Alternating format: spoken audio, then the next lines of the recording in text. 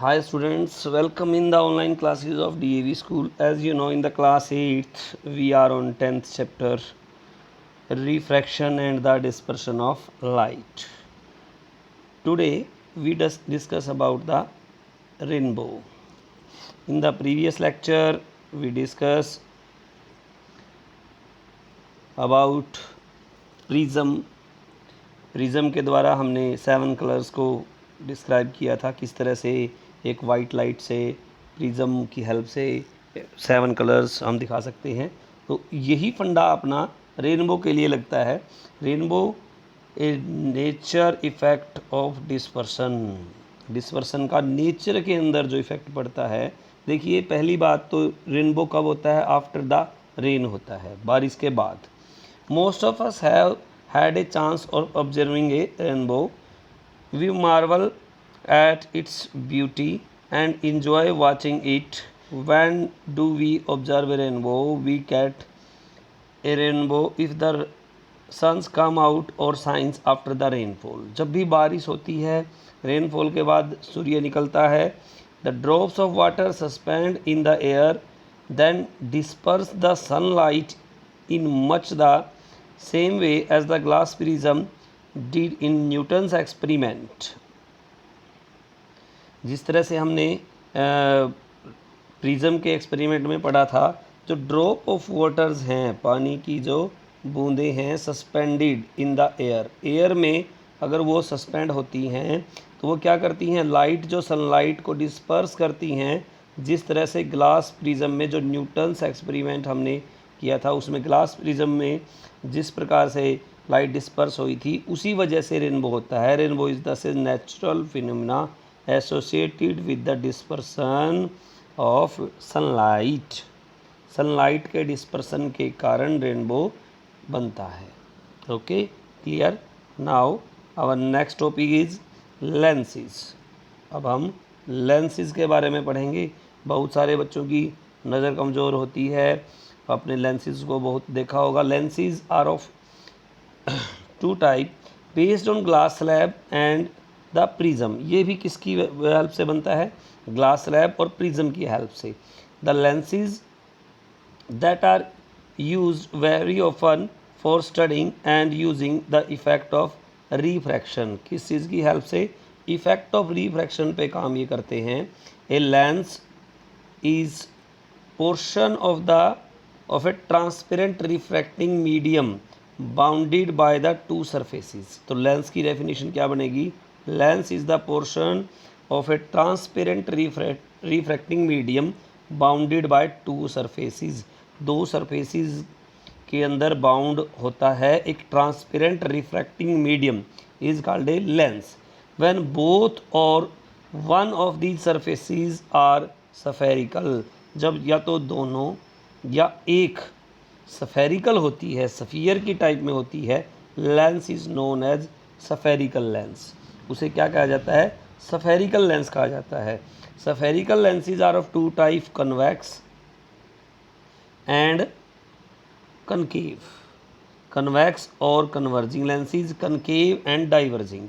Convex का काम क्या होता है? कन्वर्जिंग लेंस बोलते हैं इसको, और कनकेव को क्या बोलते हैं? Diverging. The common lenses shape of these two types of lenses shown below.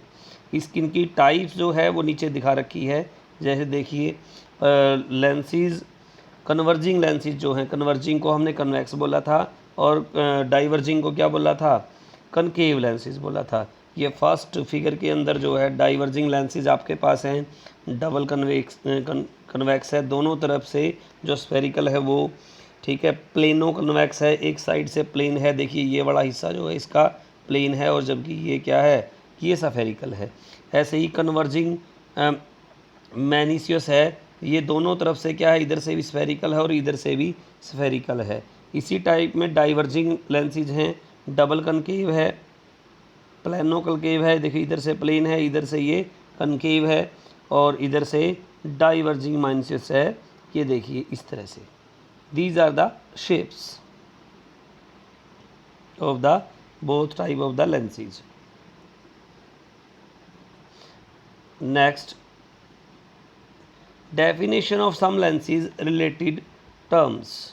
अब देखिए लेंस से रिलेटेड कुछ डेफिनेशंस हैं हमारे पास. Let us first understand the meaning of few terms relevant to the lenses. First is centre of curvature. Centres of the curvature, कुछ words आएंगे वो आपको बिल्कुल उसी तरह से याद करना है. कर्वेचर के सेंटर्स जो हैं वो क्या होंगे. Each of these surfaces of spherical lens can be regarded as the part of a sphere. जो ये सरफेसेस हैं, two surfaces of a spherical lens can be regarded as the part of the sphere. Sphere का part इनको बोला जाता है. The centres of these two surfaces are known as the centre of curvature.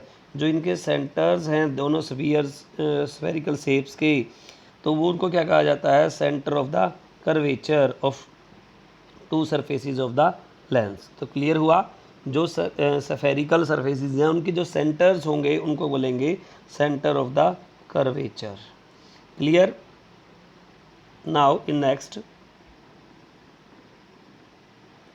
और next topic is, next definition is radii of the curvature. Curvature की जो radii होंगी वो क्या होंगी. The radii of two sphere, radii of the two sphere of which of lens surfaces are part of are known as the radii of the curvature.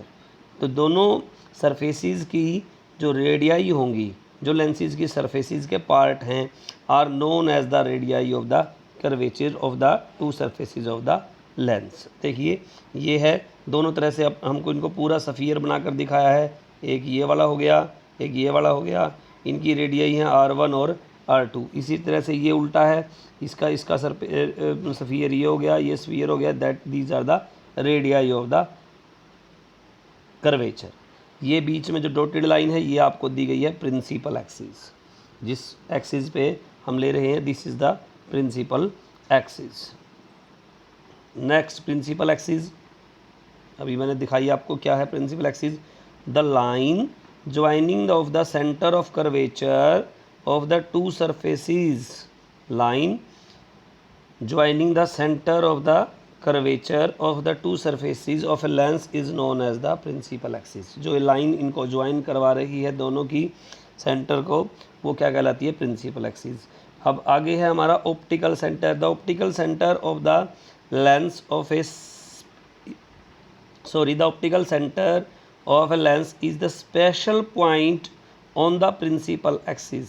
कहाँ पर, principal axis पे एक स्पेशल पॉइंट होता है. A ray of light passing through the optical centre. जो ray of light है वो pass करती है optical centre of the lens से. Goes straight through it without undergoing any bend or deviation from its path. कोई line अगर optical centre से में से पास करती है तो बिल्कुल वो गोज स्ट्रेट, बिल्कुल सीधा जाती है. ना तो वो डेविएट होती, ना ही वो बैंड होती. Next, principal focus and focal length. It turns out that the beam of the rays are parallel to the principal axis of a lens falls on the lens.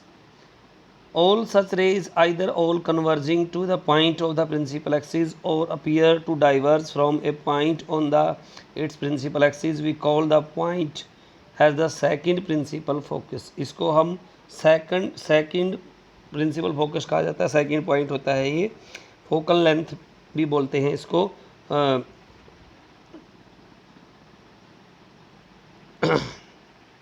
देखिए आज हम यहीं तक पढ़ेंगे. कल ये थोड़ा और डिटेल में जाने की ज़रूरत पड़ेगी. कल ये दोबारा हम इसको रीड करेंगे, दोनों के दोनों पॉइंट्स को, ये फिगर पूरा समझाएंगे. आज जहाँ तक ये पढ़ाया गया है वहाँ तक आप पूरी तरह से लर्न करेंगे और कोशिश करेंगे कि यहाँ से 5 स्मॉल क्वेश्चंस आप फ्रेम करें. ये आपका होमवर्क रहेगा. Okay, be safe, be at home. Thank you.